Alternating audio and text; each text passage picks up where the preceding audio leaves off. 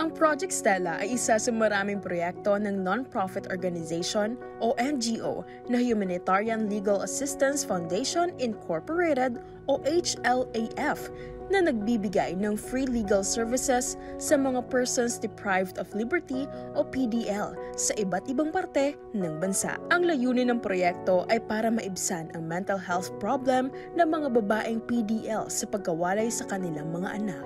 Sa pamamagitan ng Project Stella, nakakasama at nakakabonding nila ng mas matagal ang kanilang mga anak kumpara sa nakasanayang visiting policy. Isang malaking ambag ito para sa mga nangungulilang mga anak sa pagmamahal ng kanilang ina.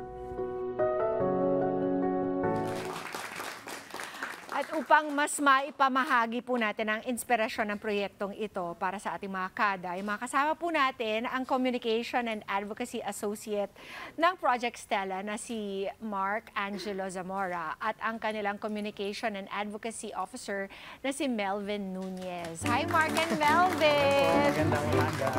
Bati ka muna, Mark! Hello po, magandang sa umaga mga fans. po. Magandang umaga po sa inyong lahat. Yes! Maraming salamat po sa pagpapaunlak sa amin Oo, po. maraming salamat din sa pagpunta nyo dito. So, Project Stella concentrates sa mga people deprived of liberty na mga kababaihan at mga ina. Apo. Oo. So, Project Stella po is a project for persons deprived of liberty po, mga babae, especially who has not enough time somehow na makapag-bond to their and with their children kasi often than not, mostly they would only bond for 30 minutes max. So naisip namin, di ba, bakit hindi natin pahabain, di ba? Mag-isip tayo ng mga activity na maaaring makapagpahaba nung bonding nila, ng relationship. Time nila together. Pero it started po through a partnership with student researchers from Technological University of the Philippines. Sila talaga nakaisip. Sila po talaga yung nag-initiate na bigyan natin ng ano, kasi nagtitesis po sila. Nagre-research po sila that time. They were fine art students, Miles and Rika. So they were finding... Ang author ng Stella, creator coloring and book. author po. So sila po yung nag-drawing ng Stella. Sila yung nag-isip kung ano ba yung pwede natin gawin. So naisip nila na gumawa ng isang coloring activity, coloring material that would engage mothers and yung mga anak nila para makapag-bonding sila, maturuan ng nanay yung anak niya na mamili ng magagandang kulay. Diba? Tell us first kasi Melvin, ano ba yung reality ng ating mga PDLs na mga ina at ang kanilang mga nahiwalay na mga pamilya, lalo na mga nahiwalay na mga anak? Of course, current situation for right now is because they are in jail, so they are deprived of liberty, so hindi sila maaring makalabas ng kulungan, so they are only visited by their children, if they have children, by their relatives, mga once a week. Yung iba, tumatagal, mga once a month, kasi hindi naman po lahat na bibigyan ng pagkakataon na nakakapunta doon, diba? Kasi busy din sila sa pang-araw-araw nilang This buhay. is in the Quezon City... Jail female dormitory po in Camp Karingal. So, yun po yung tinarget namin na... Yun yung realidad. Tapos pagbisita nila doon, ang nangyayari, ano? Ang usual po, nag-uusap, di ba? Pagbisita, nag-uusap sila, kumakain, dahil pinapayagan po ng jail na makakain sila. Sabay-sabay. Pero yun, after na makapag-chismisan, makapag-kumustahan, makapag-usap, makakain, yun na po yung day in their life. Parang napaka-ikli lang ng time nila together. During visits po. How long does it usually last kapag ganun? Maximum would be 30 minutes max, 20 After to 30 minutes. Pero ina-allow naman sila ng how long ang meron sila para... Parang 30 minutes max po for a day. Kasi a lot of PDLs kasi yung kailangan na i-cater na magkaroon din ng oras. Kasi after mo, yung ibang batch naman ng mga PDL women. Yes, so, pero pagka nandun kayo, na-extend hanggang 3 hours ang time nila together. Opo, ma'am. Yung usual na time slot namin would run from 1 p.m. to 4 p.m. natatapos. So about 3 hours yung But only when you guys nadagdag. are there. Other activities din po, pero yung Stella gave a platform, an opportunity to prolong yung bonding time nung nanay at saka nung Okay, anak. so is the time limited because they have nothing else to do? Kasi I can imagine alam mo, yung mga taong, halimbawa, may mga magulang na OFW, ang hirap din because you're not together every day. Yung Right. common experiences ninyo are limited. So parang nalilimit lang sa, kamusta ka na? Ano pinagagawa mo dyan? Kumain ka na ba? But because you're not together, parang wala kayong masyado mapag-usapan. So ganun ba ang nangyayari or dahil limited talaga yung oras? Kasi usual, yun yung usapan kapag nagbe-visit yung anak nila sa magulang nila during regular visitations, kamusta ka na, kamusta school, Ganun din. nakakakain ka ba ng maayos, di ba? Oo. Kamusta si tita, si tito, Tas si after tatay. After that, ganun din siguro. Nagiging awkward After, hindi naman, mga kamusta din siguro yung nanay. Pero yung Stella po kasi siguro gave an avenue talaga to have a new story, a new bonding na may mapag-usapan sila outside of the regular na kumustahan. Kasi habang nagkukulay siya, iba yung naiisip ng nanay. Nagkukwentuhan. Yung mga usual na Wala experiences. ng pressure. Yes. Wala, no pressure Kasi po. nakaka-pressure yung parang harap-harapan kayo, tapos limited pa yung oras. Ano pag-uusapan namin? Dapat ano to? Dapat to malalim, dapat to makabuluhan. Kasi Pero- may time slot eh. Pero Yes, may time slot. Correct. pero during yung mga activities po namin, parang feel nila na hindi nila kailangan magmadali. Yun yung nararamdaman po namin every now and then. Yes. Saka yung Stella talaga, mas nagkakaroon ng meaningful na visitation yung bata, yung anak, yung mga children natin with the Oo, PDLs. I'm sure yung mga anak ko nga hindi mo makausap for Yes longer po. than 10 minutes eh. Kasi nabobore na sila, 'di ba? Pag puro tanong, puro tell me something, make me kwento. Saka ano din po kumbaga yung sa mga bata, 'di ba? Yung pag may ginawa kang memorable sa'yo, tatatak talaga sa'yo hanggang paglaki mo. So yun yung nagitatandaan mo na na yung bond mo with your mother kahit nasa loob, 'di ba? Naging meaningful po. Ayun. Yes. Well, tell us kung paano nabago yung relationship ng mga nanay na deprived of liberty at saka yung mga anak nila.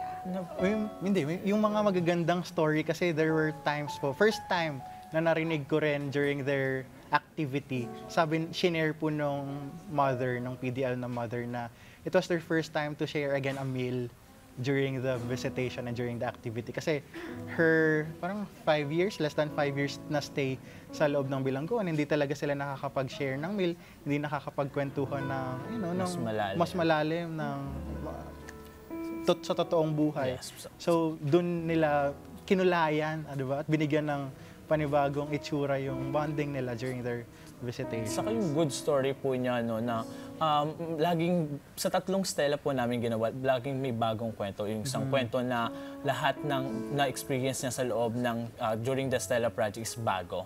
Kumbaga, sa labas, hindi sila nagkakaroon ng bonding ng anak niya, hindi niya nakakwentuhan, hindi niya nakakalaro. Pero inside the jail, as in, ang nagiging message po ng mga PDL, nagpapasalamat sila kasi first time po nilang nakalaro yung bata. Kasi may mga pag-games po kami.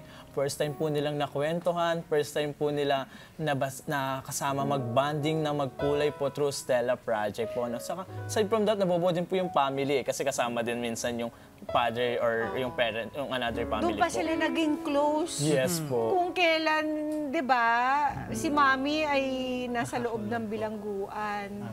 Kasi dahil sa mga opportunities na binibigay niyo sa kanila to actually communicate, to have a conversation, na makapagkwento. Can you tell us more about the students behind So, the book?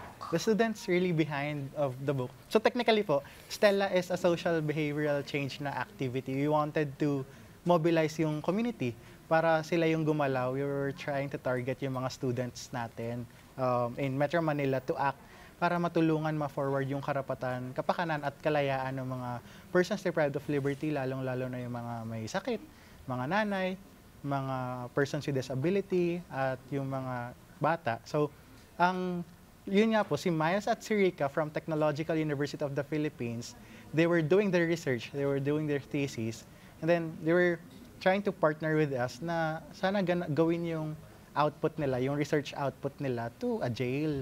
So, Fine art students fine sila. art students po sila. So sila na mismo ang nag-drawing. Sila po, ma'am, lahat. Tapos katang-isip din nila yung story. Opo, from researching, from asking the PDLs, the persons with deprived of liberty, na ano ba yung sa tingin ninyo na makakatulong sa inyo na mas strengthen yung bonding ninyo with your children. So, yun, nag-interview po sila, and then lumabas na coloring material, coloring book yung isa sa mga pwedeng maging output or material para kaya nung bata na gawin, di ba? Paano yung coloring materials? Dala-dala nyo? So, opo, all from the Humanitarian Legal Assistance Foundation po, funded by HLAF and co-funded with Rica and Miles kasi part ng project nila. This was the first tela po.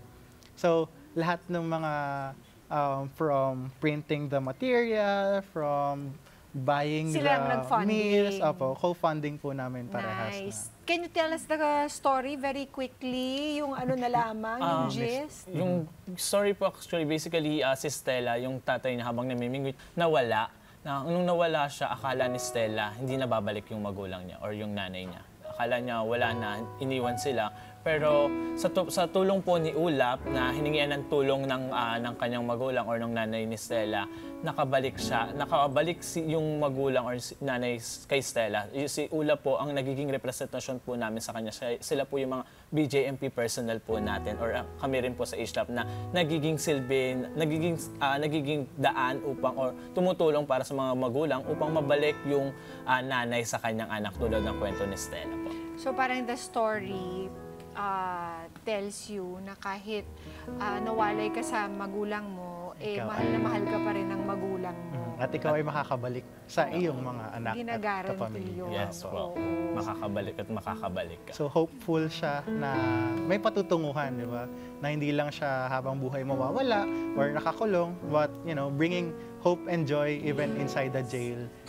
And then afterward, ma-reintegrate back into the community for a new life again, together with their family. Napakaganda naman itong ginagawa niyo ito. How often do you guys do this? Right now, strategically, nasa project, tapos na po kami ng 3. So we did this quarterly. It started po May 2024, was facilitated by Rica and Miles from Technological University of the Philippines. Second Stella was held July of 2024. It was facilitated naman by the Batangas State University student interns namin. And then recently, September 27, 2024, it was facilitated naman po by the University of Santo Tomas interns po namin from political science. Ang galing. So, yun po right now yung mga projects. Nice!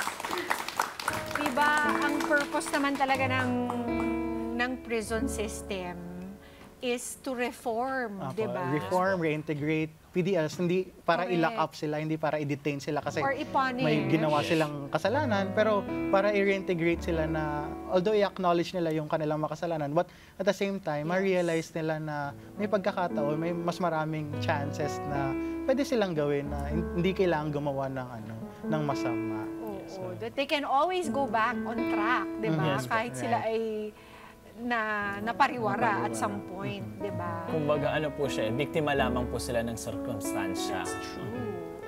So, yun. Naniniwala din po kami na hindi lahat ng nakakulong ay ibig sabihin ay na kaagad, di ba? Convicted na kaagad. Kasi yun yung narrative pagdating sa Pilipinas, di ba? Pag nakulong ka, ibig sabihin ikaw ay automatic nakagawa ng kasalanan. Pero not everyone has and is always been nakagawa ng kasalanan kasi yung mga tinutulungan po namin right now in the Bureau of Jail Management and Penology, they are awaiting trial, awaiting final judgment, accused pa lang.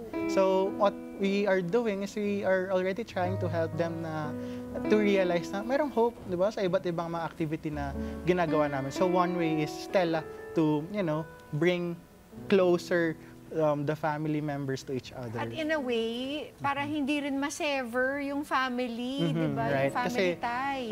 Longingness, yun yung number 1 na problem ng mga PDLs po natin sa bilangguan. Lagi silang namimiss yung mga pamilya nila, di ba? At saka that's the strongest unit of our society, yung family. Family po talaga. Na dapat hindi talaga mabatid.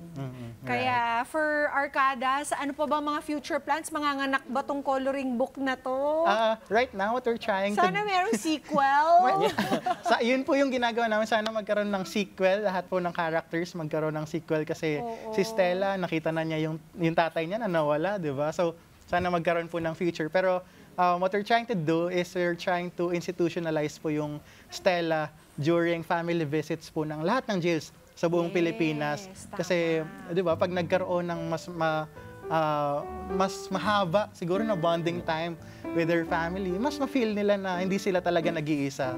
Every now and then, yun yung laging pinapasalamat namin at ng mga PDL sa activity na ginagawa namin. Meron bang maaaring maitulong mga kada nating nanonood sa inyo? Sa mga kada po na nanonood, maaari po kayo makipag-ugnayan sa Humanitarian Legal Assistance Foundation Incorporated or HLAF kung nais niyo pong magbigay or magpaabot ng inyong tulong para makapag-create po tayo ng maraming coloring books para sa buong Pilipinas.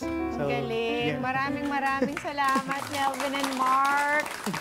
At mga kada, tumulong po tayo. At saka siguro in our own way, what we can do is to withhold judgment muna. Lalo na sa mga kada nating, yes, they're incarcerated, pero they're not even found guilty yes. Diba? At tulungan na lang po natin sila na mabigyan ng pag-asa, diba? At na maging manatiling close pa rin sa kanilang mga mahal sa buhay. And thank you so much for being here. We have some gifts from Front Row for the both of you. Here, Melvin and Mark. Thank you so much, guys. Gaya po ng kwento ni Stella, nawalay man sa kanyang ina ay dumating ang araw na nakasama niya muli ito. Dumaan man ang maraming pagsubok, paghiwalayin man ang panahon, ang pagmamahal na ito ay mananatiling nakaukit sa ating mga puso. Mga Kanet 25, this is Pia Guanyamago. For more Kada Umaga updates, please click the subscribe button and follow us on Net25 social media pages at Net25TV and at Net25 Entertainment Facebook page. See you guys. Bye!